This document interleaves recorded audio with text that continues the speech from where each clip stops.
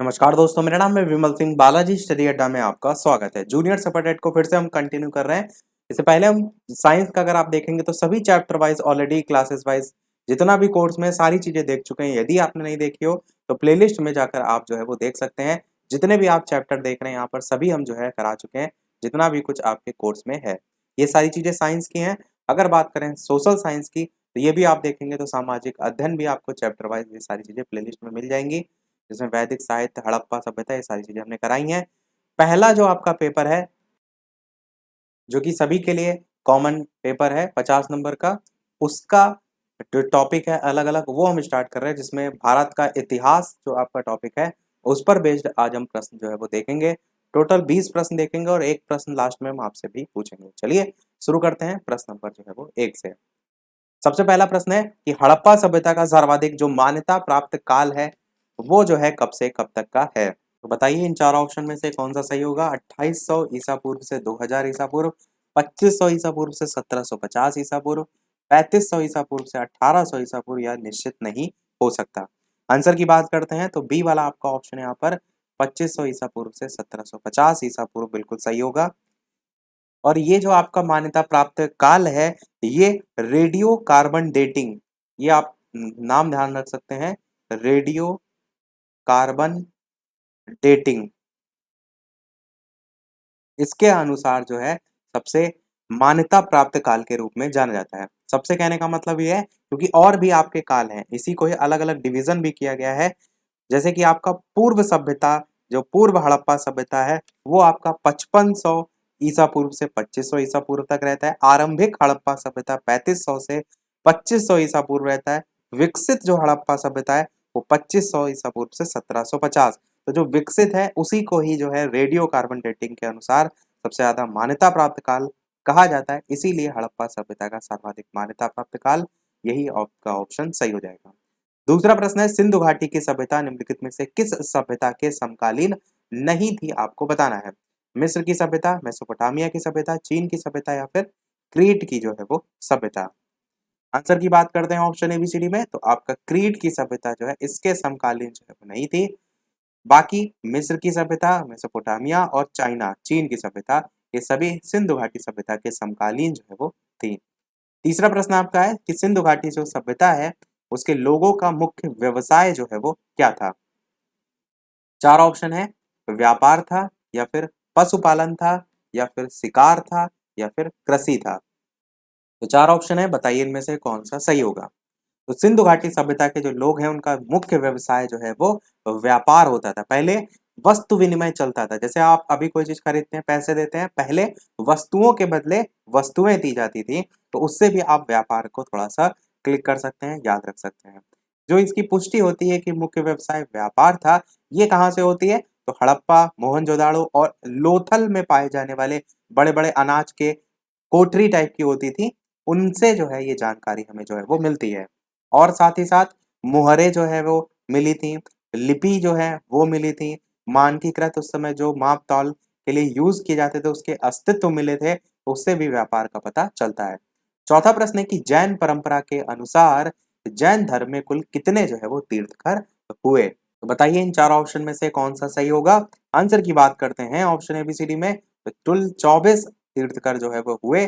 और इसमें पूछा यह जाता है कि पहले तीर्थकर जो है वो कौन थे, तो उनका नाम था ऋषभ देव। इनका नाम जरूर ध्यान रखिएगा, ऐसे डायरेक्ट पूछ लिया जाता है कि पहले तीर्थकर कौन थे, तो ऋषभ देव जो है वो थे। अगर आपसे 23वें तीर्थकर पूछा जाए कौन थे, तो 23वें तीर्थकर जो है वो पार्श्वनाथ जो है वो थे। पार्श्वनाथ जो है वो 23वें तीर्थकर थे। और जो 24 नंबर है सबसे लास्ट, ये कौन थे, तो महावीर स्वामी नाम, ये तो आपको पता ही होगा क्योंकि जैन धर्म से संबंधित, ये तो बहुत बेसिक सा क्वेश्चन है कि महावीर स्वामी ये जैन धर्म के 24वें तीर्थकर और अंतिम तीर्थकर जो है वो थे। और बाकी 1 से 24 तक जो नाम है उसमें पहले नंबर पर ऋषभ देव का नाम आता है, वो आप याद रख सकते हैं। 5वें नंबर पर सुमित नाथ का नाम आता है, वो आप याद रख सकते हैं। और लास्ट के 22, 23, 24 में 22 नंबर पे अरिष्ट नेमी का नाम आता है। 23 पार्श्वनाथ और 24 महावीर स्वामी। वैसे 1, 23 और 24 अधिकतर यही पूछे जाते हैं। पांचवा प्रश्न है, बौद्ध धर्म ग्रहण करने वाली पहली महिला जो है वो कौन थी?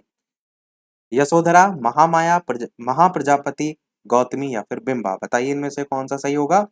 आंसर की बात करते हैं तो आपका ऑप्शन सी वाला महाप्रजापति गौतमी बिल्कुल सही होगा। बौद्ध धर्म जो है इसके 5वें वर्ष में बौद्ध ने जो महिलाएं हैं उनको भी संघ में जो है वो शामिल होने की अनुमति दे दी थी। उसी के बाद बौद्ध धर्म ग्रहण करने वाली पहली महिला थी महाप्रजापति गौतमी। और ये जो है जो महाराजा शुद्धोधन थे, शुद्धोधन जो थे महाराजा, इनकी पत्नी थी और जो महात्मा बुद्ध थे उनकी मौसी लगती थी। और जो महात्मा बुद्ध हैं इन्होंने अपने शिष्य आनंद के कहने पर जो महात्मा बुद्ध हैं इन्होंने संघ में दीक्षित करने का निर्णय जो है वो लिया था। छठा प्रश्न है आपका कि बौद्ध धर्म ने समाज के निम्न वर्गों पर महत्वपूर्ण प्रभाव डाला। व्यापारी और पुजारी, साहूकार और गुलाम, योद्धा और व्यवसायी या फिर महिला और शूद्र? आंसर की बात करते हैं तो महिला और शूद्र आपका बिल्कुल सही होगा। महिलाओं और शूद्र वर्ग जो है इस पर महत्वपूर्ण प्रभाव जो है वो बौद्ध धर्म जो है इसमें जो है वो डाला गया था। बौद्ध धर्म के प्रचार का जो 5वां वर्ष है उसमें बौद्ध ने महिलाओं को भी संघ में शामिल होने की अनुमति दे दी थी। ये ऊपर वाले क्वेश्चन में मैंने अभी आपको बताया। तो इसके बाद जब महिला को भी शामिल कर लिया गया, जो ऊपर नाम बताया महाप्रजापति गौतमी, तो फिर धीरे धीरे यहाँ पर जो व्यवस्था थी कि किसी भी जाति का कोई भी व्यक्ति शामिल हो सकता है ये देखने को मिली। वर्ण व्यवस्था की निंदा होने लगी तो महिलाएं और शूद्र वहां से आप जोड़ करके याद रख सकते हैं। 7वां प्रश्न देखते हैं कि नागार्जुन जो है वो कौन थे। 4 नाम है, ग्रीक राजा थे, वैष्णव संत थे, जैन मठवासी थे या फिर बौद्ध दार्शनिक थे। साथ ही साथ वीडियो पसंद आए लाइक सभी लोग अवश्य करते रहिएगा। इसी प्रकार बेहतरीन से बेहतरीन प्रैक्टिस हम प्रश्नों की आगे भी जो है वो करते रहेंगे। तो सभी लोग वीडियो को लाइक और शेयर अवश्य करते रहिएगा। चैनल पर नए हो सब्सक्राइब करके भी जुड़ जाइएगा। तो बात करते हैं आंसर की कि नागार्जुन जो है वो कौन थे। तो ये जो है वो एक बौद्ध दार्शनिक जो है वो थे। नागार्जुन जो है ये आंध्र के सातवाहन वंश के जो राजा हैं, यज्ञश्री जिनका नाम है, उनकी अगर बात करें तो राजा यज्ञश्री गौतमी पुत्र के समकालीन जो है वो थे। और इन्होंने बौद्ध जो दर्शन है उसकी माध्यमिक विचारधारा का भी प्रतिपादन किया था, जिसे सामान्यतः शून्यवाद के नाम से भी जाना जाता है। और जो नागार्जुन है इन्हीं को ही एक और भी नाम देखने को मिलता है इनका, वो है भारत का आइंस्टीन। इन्हीं को ही भारत का आइंस्टीन भी कहा जाता है। किसके कारण? सापेक्षता के सिद्धांत के कारण। और इनकी एक प्रसिद्ध रचना भी है, तो उस रचना का नाम है माध्यमिक कारिका। ये जो है इनकी रचना का नाम है, इनकी रचना है माध्यमिक कारिका। 8वां प्रश्न है, हर्यक वंश के किस शासक को कुड़िक कहा जाता है? ये क्वेश्चन भी अच्छा है। बिंबिसार, उदयन या फिर अजातशत्रु या फिर इनमें से कोई नहीं? बताइए इनमें से कौन सा सही होगा। आंसर की बात कर लेते हैं ऑप्शन एबीसीडी में से। तो बिल्कुल आपका ऑप्शन, और जो अन्य ऑप्शन है उनको भी देखेंगे, ऐसा नहीं केवल आंसर देखेंगे। तो अजातशत्रु आपका यहाँ पर बिल्कुल सही होगा। बिंबिसार के बारे में आपको अवश्य पता होना चाहिए। जो बिंबिसार है ये हर्यक वंश जो है, जो कि आपका समय कब से कब तक था? 544 से लेकर के 412 ईसा पूर्व तक ये जो समय था हर्यक वंश का। तो ये जो बिंबिसार थे ये इसके संस्थापक के रूप में जाने जाते हैं। किसके? हर्यक वंश के। हर्यक वंश की राजधानी भी आपसे पूछी जा सकती है। हर्यक वंश की जो राजधानी थी वो थी गिरिब्रज। क्या राजधानी थी? गिरिब्रज। राजगृह भी आप जो है वो कह सकते हैं। और बिंबिसार जो है इसकी हत्या करके जो अजातशत्रु है ये जो है इसकी गद्दी पर बैठा था। और जो अजातशत्रु है ये इसी का पुत्र था। किसका पुत्र? बिंबिसार का पुत्र। और अजातशत्रु का ही नाम क्या था? कुड़िक, जो कि प्रश्न में जो है वो पूछा गया है। ये जो अजातशत्रु था ये बौद्ध धर्म का अनुयायी जो है वो था। तो आपका सी वाला ऑप्शन सही होगा। 9वां प्रश्न है, किस शासक ने गंगा एवं सोन नदियों के संगम पर पाटलिपुत्र नामक नगर की स्थापना जो है वो की? अजातशत्रु, उदयन, अशोक या फिर धनानंद? बताइए इनमें से कौन सा सही होगा। आंसर की बात करते हैं ऑप्शन एबीसीडी में से। तो आपका उदयन यहाँ पर बिल्कुल सही होगा। हर्यक वंश के जो संस्थापक मैंने ऊपर बताया वो थे अजातशत्रु। संस्थापक तो आपके बिंबिसार थे, पर बिंबिसार जो है उनकी हत्या करके जो अजातशत्रु है वो आ गया था। और फिर जो अजातशत्रु है जो कि हर्यक वंश से संबंधित था, इसकी हत्या किसने की? उदयन ने की। इस चीज को समझिएगा, उदयन ने जो है वो हत्या करके 460 ईसा पूर्व समय था इसमें जो है वो की थी। और उदयन जो है ये जैन धर्म से जो है वो संबंधित था,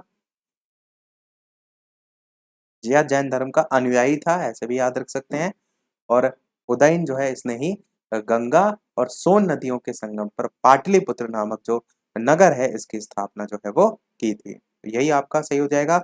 उदयन के बारे में एक पॉइंट आप ये भी याद रख सकते हैं कि बौद्ध ग्रंथों में उदयन को पितृहंता के नाम से जाना जाता है, बौद्ध ग्रंथों में। और जैन ग्रंथों में इसे पितृभक्त के नाम से जाना जाता है। किसको? उदयन को। दो नाम, उदयन जो है इसको बौद्ध ग्रंथों में पितृहंता के नाम से जाना जाता है और जैन ग्रंथों में पितृभक्त के नाम से। 10वां प्रश्न है, उज्जैन का प्राचीन नाम जो है वो क्या था? अवंतिका, तक्षशिला, या फिर कान्यकुब्ज, या फिर धान्यकटक। बताइए इनमें से कौन सा सही होगा। तो बताइए इन चारों ऑप्शन में से कौन सा उज्जैन का प्राचीन नाम जो है वो था। अच्छा प्रश्न है। आंसर की बात करते हैं इन चारों ऑप्शन में से, तो आपका अवंतिका जो है पहला ही वाला ऑप्शन सही हो जाएगा। इसी को ही अवंती करके भी लिखा रहता है, ऑप्शन में आए तो कंफ्यूज ना होइएगा। अवंती या फिर अवंतिका, ये जो है नाम किसका है? उज्जैन का जो है वो प्राचीन नाम है। और ये पश्चिमी जो भारत है उसका एक प्रमुख जनपद था। अवंती के दो भाग थे, एक उत्तरी और एक दक्षिणी भाग। उत्तरी जो भाग था उसकी राजधानी थी आपकी उज्जैन, और जो दक्षिणी भाग था उसकी राजधानी थी महेशमती। ये दोनों आप पॉइंट याद रख सकते हैं। और अगर अवंतिका जो है या अवंती जो है इसके राजा की बात करें तो चंड प्रदोत जो है वो राजा का नाम था। चंड प्रदोत, ये जो है वो राजा का नाम था। इसके बारे में एक ये भी बात है कि जो चंड प्रदोत था इसके पीलिया रोग हो गया था, और इससे पीड़ित होने पर जो बिंबिसार थे उसने राजवैद्य जीवक को इनके दरबार में जो है वो या इसके उपचार के लिए जो है वो भेजा था। 11 नंबर प्रश्न है आपका, नंद वंश जो है उसके संस्थापक जो है वो कौन थे? महापदम नंद, कालासो, घनानंद, या फिर नागार्जुन। घनानंद नहीं, घनानंद पूरा नाम है। तो बताइए इन चार ऑप्शन में कौन सा सही होगा। आंसर की बात करते हैं तो नंद वंश के संस्थापक महापदम नंद जो है वो थे। और ये एक सुप्रसिद्ध इनके संदर्भ में उपाधि है जो आपको याद होनी चाहिए, और वो है सर्व छत्रांतक की उपाधि। इनको मिली थी किस लिए? सर्व छत्रांतक का अर्थ होता है क्षत्रियों का नाश करने वाला। और एक और इनको उपाधि मिली थी, वो उपाधि थी भार्गव की उपाधि। भार्गव जो है उसकी उपाधि भी इन्हीं को मिली थी, और भार्गव का अर्थ होता है दूसरे परशुराम का अवतार। तो ये दो इनको नाम जो है वो दिए गए थे, दोनों के संदर्भ मैंने बता दिए। और समय नंदवंश का 344 से 321 ईसा पूर्व जो है उसके बीच का था। 12 नंबर प्रश्न है, मगध की प्रथम राजधानी जो है वो कौन सी थी? पाटलिपुत्र, वैशाली, गिरिब्रज, राजगृह, या फिर चंपा। बताइए इनमें से कौन सा सही होगा। आंसर की बात करते हैं ऑप्शन एबीसीडी में से, तो मगध की पहली राजधानी जो है वो गिरिब्रज थी, या उसी को राजगृह कह सकते हैं। और अगर प्रश्न ये पूछा जाए कि इसका जो वर्णन है गिरिब्रज या राजगृह जो राजधानी है कहाँ पर देखने को मिलता है, तो पाली ग्रंथों में जो है इसका वर्णन विस्तार से देखने को मिलता है। मगध के सबसे प्राचीन राजवंश जो है उनका संस्थापक बृहद्रथ जो है वो था। राजगृह से संबंधित एक चीज आप ये भी याद रख सकते हैं कि जो पहली बौद्ध संगीति थी आपकी, प्रथम बौद्ध संगीति, इसका आयोजन भी यहीं पर जो है वो किया गया था। 4 बौद्ध संगीति थी, चारों पूछी जाती हैं। अगला देखते हैं आपका प्रश्न नंबर 13। आपको सही मिलान करना है, एक तरफ राजा दे रखे हैं और एक तरफ उससे संबंधित राज्य दे रखे हैं। तो हमने अभी उदयन देखा था, देखिए वो यहाँ पर आया। अजात शत्रु हमने देखा था, वो भी यहाँ पर आया। तो अजात शत्रु आपका किससे मैच हो जाएगा? मगध से मैच हो जाएगा। तो ये वाला आपका मगध से मैच हो जाएगा। डी का देखिए फर्स्ट किस ऑप्शन में है, इन दो ऑप्शन में है, बाकी ऑप्शन कट जाएंगे। प्रसेनजीत और उदयन में उदयन हमने देखा था, तो उदयन जो है आपके वत्स जो राज्य है उससे संबंधित, तो आपके सामने ही लिखा हुआ है। और ऑप्शन में अगर देखेंगे तो आपका बी का सेकंड जो है केवल इस वाले में, यानी सी वाला आपका यहाँ पर आंसर हो जाएगा। तो इस टाइप से ऑप्शन काट कर भी आप आंसर तक पहुंच सकते हैं। ए वाला ऑप्शन जो है ये प्रद्योग जो है ये अवंती जो है इससे मैच हो जाएगा, और जो आपका प्रसेनजीत बचा हुआ है ये आपका कौशल जो है इससे मैच हो जाएगा। तो इस टाइप से आपका क्रम जो है वो हो जाएगा। चलिए देखते हैं हमारा अगला प्रश्न। 14 प्रश्न आपका है कि शिशुनाग ने किस राज्य का विलय मगध साम्राज्य में जो है वो नहीं किया? अवंती, वत्स, कौशल, काशी, 4 ऑप्शन है, बताइए इनमें से कौन सा जो है वो सही होगा। शिशुनाग ने किस राज्य का जो विलय है वो मगध साम्राज्य में नहीं किया? आंसर की बात करते हैं ऑप्शन एबीसीडी में, तो काशी आपका बिल्कुल जो है यहाँ पर सही होगा। काशी का जो राज्यपाल था जिसका नाम था शिशुनाग, ये 1412 ईसा पूर्व में मगध का राजा जो है वो बना था। और इसी ने जो राजधानी थी, मगध की राजधानी, उसको पाटलिपुत्र से वैशाली जो है वो स्थानांतरित किया था। और वत्स, अवंती और कौशाम्बी पर विजय प्राप्त की थी, मगध साम्राज्य का विस्तार किया था। और इसका जो पुत्र था कालाशोक, उसने क्या किया था, राजधानी को वापस से पाटलिपुत्र जो है वो ले आया था। इन्होंने क्या किया था, इन्होंने राजधानी को पाटलिपुत्र से वैशाली ट्रांसफर किया था, शिशुनाग ने। इनका जो पुत्र था कालाशोक, उसने क्या किया, वापस से जो राजधानी उसको पाटलिपुत्र कर दिया था। और यहाँ पर जो पूछा गया उसको भी ध्यान रखिएगा, मगध जो साम्राज्य उसका जो विलय है वो नहीं किया था, इसमें मगध का काशी में। 15 प्रश्न, निम्नलिखित में से किसे सेनिया, नियमित और स्थायी सेना रखने वाला कहा जाता है? बिंबिसार, अजातशत्रु, उदयन या फिर शिशुनाग, बताइए इनमें से कौन सा सही होगा। आंसर की बात करते हैं ऑप्शन एबीसीडी में से, तो बिंबिसार आपका यहाँ पर जो है वो बिल्कुल सही होगा। बिंबिसार को ही कहा जाता है सेनिया, नियमित और स्थायी सेना रखने वाला। बाकी मैंने बता दिया हर्यक वंश का संस्थापक था। बिंबिसार के बारे में एक पॉइंट ये भी इंपॉर्टेंट है कि हाथियों का प्रयोग इसकी सेना में सबसे पहली बार देखने को मिला था। और बिंबिसार ने इतिहास में पहली बार स्थायी सेना रखी थी, इसी कारण इसको सीनिया जो या सेनिया जो लिखा हुआ है नाम, इसका नाम देखने को मिलता है या सेनिया कहा जाता है, वो आप याद रख सकते हैं। 16 नंबर प्रश्न है, अंतिम मौर्य सम्राट बृहद्रथ की हत्या करके किसने शुंग वंश की स्थापना 185 ईसा पूर्व में जो है वो की थी? बताइए इन 4 ऑप्शन में से कौन सा सही होगा।